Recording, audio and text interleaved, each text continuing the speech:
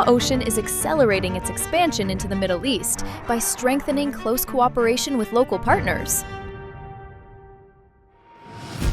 At WDS 2026 in Riyadh, the company met with Saudi defense authorities and research institutes and signed MOUs with key local companies in the energy, logistics, and defense sectors,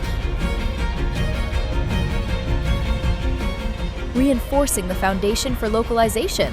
Together with Hanwha Systems and Hanwha Aerospace, Hanwha Ocean showcased integrated defense capabilities spanning maritime, land, and air, demonstrating strong group synergy.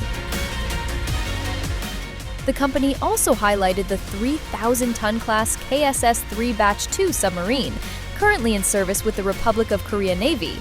Equipped with AIP and lithium-ion batteries, the submarine represents a proven platform, supported by a tailored total package covering construction, MRO, training, and infrastructure.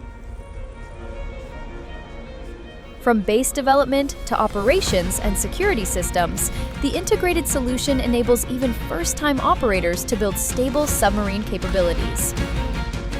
Built on trust and localization, this initiative marks a meaningful step toward long-term submarine partnerships in Saudi Arabia and across the Middle East.